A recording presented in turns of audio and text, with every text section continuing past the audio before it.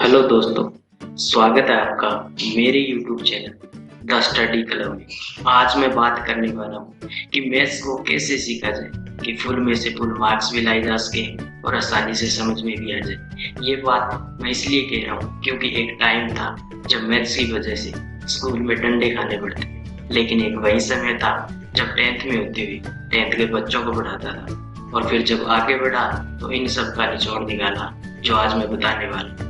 10 modern tips जो आपके लिए रामबाण साबित हो। यदि आपने अभी तक मेरे YouTube channel the study club को सब्सक्राइब नहीं किया है तो सब्सक्राइब कर लीजिए और बेल आइकन को भी दबा दीजिए, जिससे आपको टाइम टू टाइम नोटिफिकेशन मिलता रहेगा। तो चलिए, नंबर 1, पॉजिटिव थिंकिंग यानी मैथ्स के डर को निकालें। कई छात्र मैथ्स का नाम सुनकर भागने लगते हैं, मानो यह सब्जेक्ट ना होकर कोई भूत हो। इसलिए वे मैथ्स को समझ नहीं पाते हैं कि मैथ्स कोई हुआ नहीं है बल्कि 100% स्कोरिंग सब्जेक्ट है। इसलिए सबसे पहले तो यह दिमाग से निकाल दे कि यह विषय कठिन है और इसे भी बाकी विषयों की तरह समय दे और मन लगाकर समझे। नंबर 2, बेसिक कॉन्सेप्ट को क्लियर करें तथा जितना हो सके प्रैक्टिस करें। मैथ्स की सारी प्रॉब्लम बेसिक कॉन्सेप्ट पर आधारित होती है, इसलिए बेसिक कॉन्सेप्ट को अच्छी तरह से समझे। अगर कुछ समझ ना आए तो टीचर से पूछे। कॉन्सेप्ट के समझ आ जाने पर सबसे पहले इजी क्वेश्चन करें, फिर धीरे धीरे लेवल को बढ़ाए यानी डिफिकल्ट क्वेश्चन करें। जिससे क्या होगा, आपका इंटरेस्ट और बढ़ेगा। रोजाना अभ्यास करें, डेली 50 से 60 क्वेश्चन करें। और इस बात पर मुझे महान कवि वीरेंद्र का वो दोहा याद आ गया कि करत करत अभ्यास जड़मति होत सुजान, रसरी आवत जात थे सील पर परत निशान। फॉर्मूलाज की लिस्ट बनाए और उन्हें याद रखें। मैथ्स में सूत्रों का बहुत महत्व है, क्योंकि अगर इन फॉर्मूलाज को आसानी से समझा जाए तो फिर आसानी से गणित के सवालों को हल किया जा सकता है। मान लीजिए आपसे कोई पूछता है 45 का 7 गुना कितना होता है, तो ऐसे में 45 का पहाड़ा याद होगा नहीं, परंतु आपको गुणा करने का फॉर्मूला याद है, तो इसे आप मन में ही हल कर लें। नंबर 4, क्लास को रोजाना अटेंड करें तथा क्लास खत्म होने के बाद ग्रुप डिस्कशन करें। हाँ, क्लास को रेगुलर अटेंड करना चाहिए, जिससे आपके दिमाग में मैथ के प्रति इंटरेस्ट बना रहेगा। मान लीजिए आज आपने क्लास नहीं ली और अगले दिन आए, तो इससे जो आप चैप्टर पढ़ रहे थे उसका कॉन्सेप्ट रह जाएगा तथा चैप्टर बोरिंग लगेगा।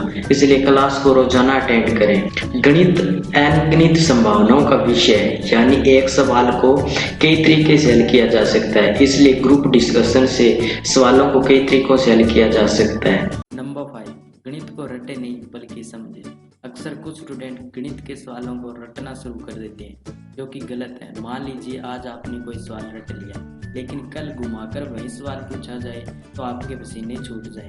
तो मैथ्स को रटने के बजाय समझने पर ज़्यादा फोकस करें। नंबर 6, क्रमबद्ध अध्ययन करना। अगर आप किसी टॉपिक को समझ नहीं पा रहे तो उससे भागे नहीं, यानी अगले टॉपिक पर न जाए, बल्कि उसे समझने का प्रयास करें। मान लीजिए आज आप प्रतिशत पढ़ रहे हैं और इसे पढ़ने में आपको काफ़ी दिक्कत आ रही है, तो उसे छोड़े नहीं, क्योंकि पूरा मैथ एक दूसरे के साथ जुड़ा हुआ है। इसलिए टॉपिक टू टॉपिक स्टडी करें। नंबर 7, खुद को समझाने का प्रयास। एक वैज्ञानिक तरीके के अनुसार अगर आप दूसरों को समझाते हैं तो आपके सीखने और समझने का तरीका ऑटोमेटिकली बदल जाता है तथा चीज़ों को जल्दी ग्रहण करना सीख लेते हैं। इसलिए आप अपने भाई बहन या परिवार के किसी भी सदस्य को समझा सकते हैं। नंबर 8, कैलकुलेशन पर ध्यान।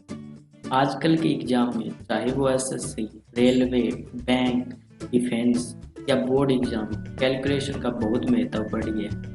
इसलिए मैथ्स के क्वेश्चनों को हल करने से पहले 15 मिनट वैदिक मैथ को करें। नंबर 9, ज़्यादा से ज़्यादा क्वेश्चनों को हल करें। स्कूल या कॉलेज टाइम में हमें सिर्फ 2 या 3 सवालों को हल करवा दिया जाता, जिससे हम अधिक से अधिक प्रैक्टिस नहीं कर पाते थे। इसलिए हमारा मैथ के प्रति इंटरेस्ट कम होता चला गया। गणित एक ऐसा विषय है कि आप जितना पढ़ोगे उतना कॉन्सेप्ट क्लियर हो, इसलिए रोजाना पढ़ें। नंबर 10, रोजाना कम से कम 3 से 4 घंटे पढ़ें। जो विद्यार्थी यह समझता है कि मेरा मैथ कमजोर है तो उसे कम मेरे अकॉर्डिंग 3 से 4 घंटे पढ़ना ही चाहिए।